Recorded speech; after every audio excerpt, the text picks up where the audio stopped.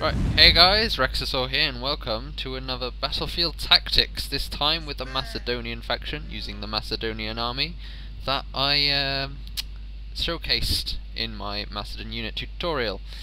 Right, my opponent being the Daimyo, thank you for joining me again. He's taken a Parthian army. Parthia is one of the most used factions in the multiplayer so far, just because everyone likes spamming these people, cataphracts and horse archers and general stuff. But I made him take some infantry just to show you what Macedon is like. So let's start by moving all our men a bit closer together. So my setup is I put all my slingers in front, I put all my pikes and spears in a line. That's a lie, I put all my pikes in a line, my spears are on the side with my royal peltasts, as well as my light peltasts at the back. I got my general there, and then I got all my cavalry on one flank, because I think they deserve to be on one flank. So, what's probably going to happen in this kind of matchup against Parthia, you're against horse archers.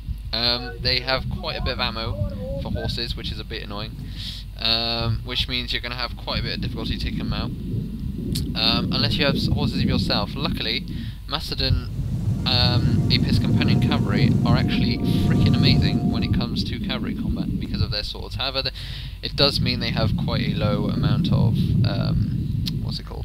charge bonus, which is a bit annoying. So while we're moving together, we can see that Daimyo has set up his 2 cavalry on both flanks, while I've set up in one flank. That is an error on my half, to be honest, but it does allow you to focus. Because I don't have that much cavalry, you sort of have to focus your cavalry together, or is it just going to be picked apart by this kind of army? And you have to be careful, if you ever do come across this kind of army, to bunch up all your cav together so that they although, you know, it means you don't have cavalry on one flank, it means that your cavalry is much stronger on the other and much easier to break through.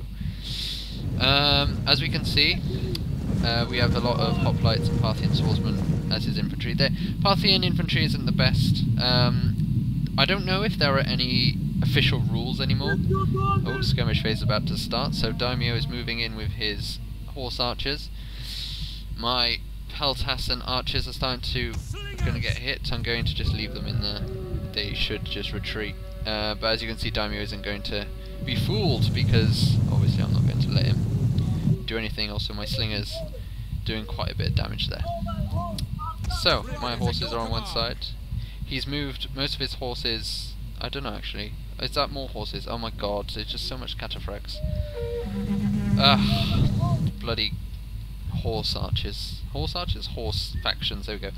Right, one of the greatest things I have is my pikemen. Now, although I wouldn't recommend it, if it does turn out that he's got a bigger cavalry advantage and all your cavalry's gone, there's nothing you can do, you can always do the new box. If no one knows what the new box is, you basically just make a box of spears around all your armies, and you should be fine. Right, so the skirmish phase carrying on. He's got some horsemen over there. They are being rather annoying. However, as soon as I move my cavalry around one flank, oops, they are going to get... well, he's going to try moving on the other flank, isn't he? And that's one of the main advantages of the Parthian army, the fact that they can just hit and run all the time. And it was one of their strong points of the main Rome game as well.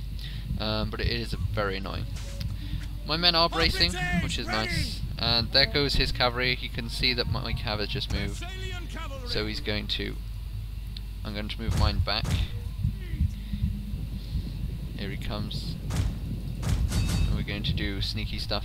Nope, he's moving his cavalry back. We cannot do sneaky stuff. Right, we're going to sneakily move our men forward a bit more. Although not so sneakily, because he can hear me. He's probably laughing his head off right now. Oh, you're so sneaky, Rexasaur, even though I know what you're doing. He's going to move his noble archers behind me. Noble archers? Oh, Jesus Christ. Oh, that's what they are. So, it seems that Parthia have retained Armenia's cataphract archers, which is a bit of an irritation. And oh, there we go. Right, we're just going to have to do this the hard way. Ah, dear. Right, so in this case, matchup, now Macedon army is very defensive. but it is possible to be aggressive if you have a lot of cav. The thing is, I don't really have that much cav, so I can't really be aggressive, but I can't be defensive either, because it is very possible that I might die from it.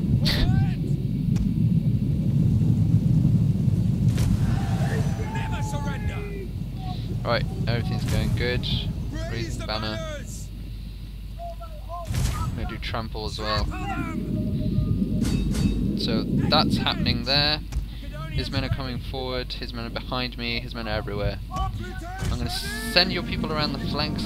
Macedon army, as I said, it's very defensive, but it can be quite offensive as well. Oh, I've missed out these people here. So if it ever comes to it, just send forward your lines in phalanx mode, just doing what they do best, really. Where's my general? There is. I think I've already lost the unit. Or maybe complete mistake. No, I have lost. I've lost the unit of cavalry already. It's looking good. It's looking very good. As you can see, my Aspis cav have held the lines pretty well, but obviously it's not incredible. So we're going to flank these infantry. If against cavalry armies, you really want to take out the infantry and not stay in combat too long, otherwise you're just going to get hammer and anvil, which is one of the main things you want to do to the enemy whilst you're training that thing. As you can see, the Apis Cavs really taking their toll on the cataphracts. They are very overpowered, I have to mention. It's kind of, it is weird just how good they are. Now I do have some people, what are they called? The Royal Peltas giving encouragement, which is really helping me in the infantry fight, as you can probably see. So he's bringing forward his Parthian swordsman now, and I'm going to envelop this flank, making sure he dies, really. That would be nice. And then I'm going to charge his Parthian swordsman when they're gone. Yeah, these guys. As you can see, I've got pretty much the infantry fight under control, whilst the cavalry fight isn't going so well. It's also not going too badly. He's stuck in combat. He can't do any hammer anvils. He can only use his royal horse archers, which are still capable of doing hammer and anvils. I will say, because they are. So you gotta be careful. You gotta make sure you're not you don't forget that, because he's just, see, there we go. It's the instruction. However, sadly, he doesn't know that I was rusing him into charging me because I have spearmen, so I can take him down. But they can. No. In all seriousness, noble horse archers, being cavalry, can pretty much ruin your day with a hammer and anvil, because they do have the same attack. If people who played the original Vanilla Rome remember very well, what are they called? The Armenian faction had cataphract archers. I did already mention this, but they were basically cataphracts, but instead of spears, they had bows, so they didn't have that much on the charge, but they still had the same kind of overpoweredness. So we're just going to keep going around. I should really use my abilities more often. Actually, it's pointless using them when there's nothing to use, really. Could just rapid advance and stuff. It is going well in this effect here. So as you can see, it's still around. My general and my Apis, still around, still being awesome. And this is actually much closer than any of the previous battles I've shown you have been, except for now, where I'm starting to break apart. I don't know what's really happening. Oh, I can use a steady. I shall be using my steady then. I didn't realise that they had steady. That's a really good thing to use, just because it's basically just a mini rally. Right. Finally, some of my men are starting to break, and it's my general who starts breaking, so we're just going to call a little rally, make sure he doesn't break straight away.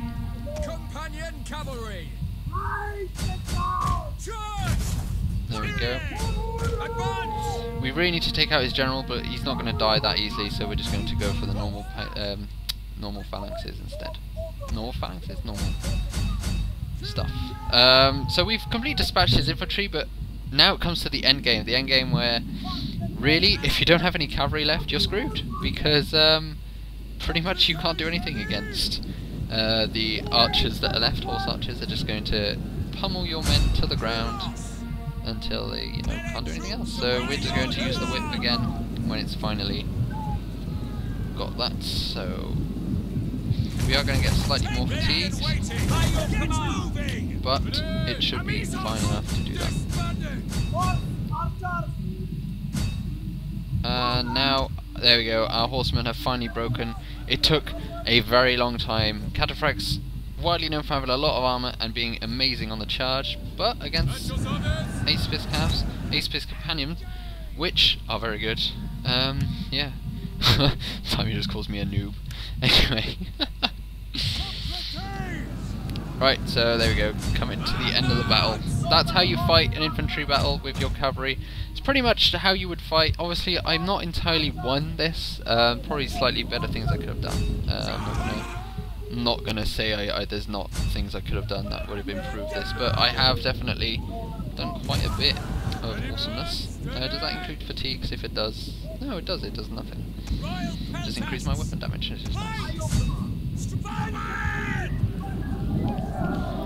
Taking down his military hoplites very fast there. So yeah, we're going to end this here. That's how you fight Macedon, and you definitely want to engage in the infantry, because the infantry is one of the best bits of Macedon. If you can play defensively, let the enemy come to you rather than come to them, but they can definitely attack and do quite a bit of damage. He's going to charge all his, oh god, this is not going to go well. Oh, I thought he was going to charge all his cavalry, I was happy then. No, instead he's going to shoot me like a bastard. Anyway, thanks for watching, guys. Hope you enjoyed this Battlefield Tactics, and the next Battlefield Tactic will be Iceni. Thank you for watching, and ta-ra!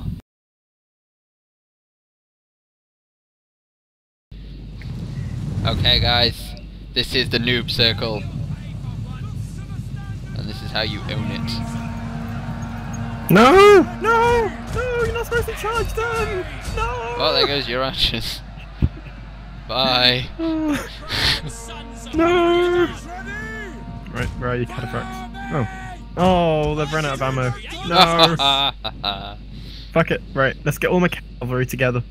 You have to attack my weak points. We're going to do, you know that charge out of Lord of the Rings, The Return of the King? What, the one where they charge the, yeah... Down the hill. Yeah, down the hill. Yeah, I'm doing that. And, where's Gandalf then? You have to have Gandalf. He's my general. He's my general. Isn't he not dead? Oh. No. That's irritating. So much death if you look. There's so much death. And lots of it cataphracts, which is nice. Yeah, but a lot of them yours as well. Oh, obviously. Right, where's my cataphracts? Let's do the anti-spear thing. Oh god. Macedonians ready! Macedonians!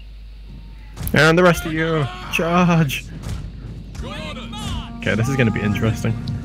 Please work. Oh, fuck. No, oh wow! That oh, that is painful. Holy crap!